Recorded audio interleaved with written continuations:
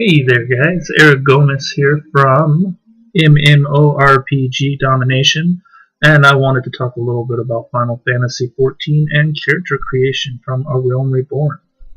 Now, this is just a benchmark character creation tool because the game is not officially released yet, and I'm unable to give you the actual in-depth character creation process as it was in open beta from this last weekend, but I wanted to give you an idea of the characters that you're going to be able to play starting next weekend, either early access if you have it, or a little bit later when the game releases on the 27th. So what we have here, basic character creation like any other game. We're going to have the human type, which is the Hure right here. You have male and female versions. You have the elven type, or the Elezen, male and female for that as well. For all races, actually, you can be a male or female. You have the Lalafell, which are the cute little halfling, or if you're from Final Fantasy XI, the Taru type class. You have the Mikote, which is your mix between a human and a cat. You have the Rogadin, which is going to be your hallmark beefy character, like trolls, kind of things like that from other games. And for this video, we're going to choose Lalafell, because that's what Eric Gomez is in Final Fantasy XIV, is a Lalafell Arcanist. So, as you can see here, the next one we have is the clan selection. Now, clan as of this moment is not really that important. It's more for a role-playing kind of feel. There's a little backstory on each. Each character has their own clan to choose from, 2 of them to choose from. It has absolutely no effect on your gameplay whatsoever, minus a very small starting attribute bonus or decrease depending on which one you choose. And when I say very small, it is very, very minuscule. You will not even notice it in game. Just play what you enjoy playing, and therefore it does not matter. So we have the Plains folk and we have the Dunes folk. Each one has its own little story. Read it if you like. I'm just going to choose the Plains folk. When we get to the next screen, we're going to have a whole lot of choices. The customization and the character creation here is insane. Everything from height to skin color to hair to eye shape, eye size, iris color, all of that. You can pretty much make your own character that's unique that nobody else will have. We could be here all day, but I will give you just a brief look into it here. Like hair color, you can see the huge spectrum of colors to choose from. Hairstyle, there's lots of different hairstyles here, including an avatar looking bald version. Then we have mouth, lip color, shape, size, tattoos. Some classes have specific tattoos that others don't. Play around with it, have some fun.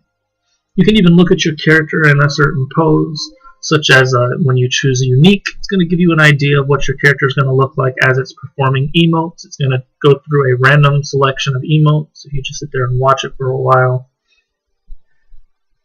you can see your character naked, and you can see him in his race clothes, and you can even see him pitted up against backgrounds of different kinds here, just to see what your character is going to look like in the world before you make it.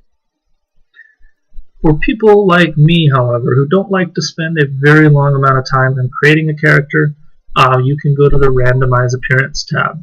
I like to click on this quite a few times until it kind of creates one that I like, that I would find myself playing.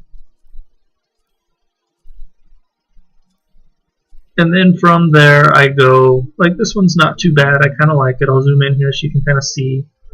That's completely randomized. Then, if I really wanted to, I could go in and change something, like take away his facial feature. I don't really, those little tattoos, I really don't like those little circular things there, so I'll take those off. I'll add another tattoo, whatever. Then we're going to go ahead and confirm. Now, in the benchmark program that you can download from the website, you can save this data that you have created a character from and choose it at a later date, like when you create your character on live, or this feature is actually even going to be available live, so you can create a template, so to speak, of characters and use them for multiple servers whenever you feel like it. So once I click yes, it's going to take me out of the character creation, do a different, I could save it, and then if I wanted to save it I could. I'm going to go ahead and hit no, and it's going to take me out of character creation and back to the beginning again. I wanted to tell you a little bit though about the the class choices that you're going to have, because that's going to be also kind of important. So the classes are split up into Disciples of War, Disciples of Magic, and also Disciples of the Hand and Disciples of the Land. Now those are a little bit more advanced. Those are the crafting and gathering. We'll get to that on another video later on down the line. But I want to talk about Disciples of War first. And in the Disciples of War category, you are going to have a couple different choices. You're going to have the Gladiator, which is going to be your sword and board tank. The Pugilist, which is your melee dual wielding type.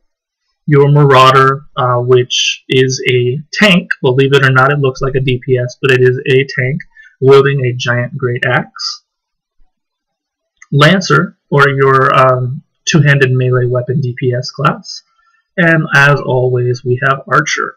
Can't have an RPG without an Archer these days, so that is there for those as well. Next, we have the Disciples of Magic, which is going to be obviously your magic-using characters. You have Conjurer, which is your healing class. Your Thaumaturge, which is going to be the caster DPS class.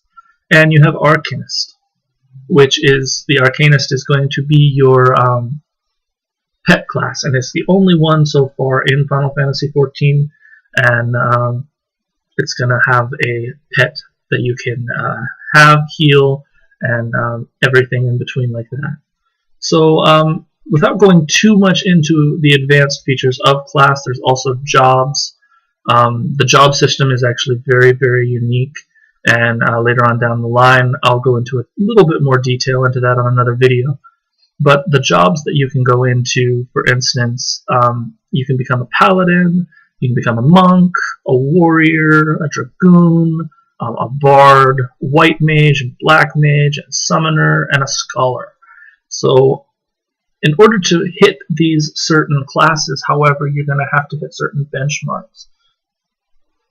So for instance, in order to be a paladin, you have to be a level 30 conjurer, and a level 15, a level 30 gladiator and a level 15 conjurer, I believe is what that is. And then you have the choice of becoming a paladin. Bard, you're going to need to be a archer, and I believe it's level 20, and then you can become a bard. So there's a lot of different choices. Then, that's pretty much it as far as class creation goes. I hope you guys enjoyed, and as always, please go ahead and subscribe, like, comment, or however you feel. I will be making some more videos this coming up weekend when live releases. I'm going to be doing some live streaming as well, and some other things. So keep looking and keep gaming.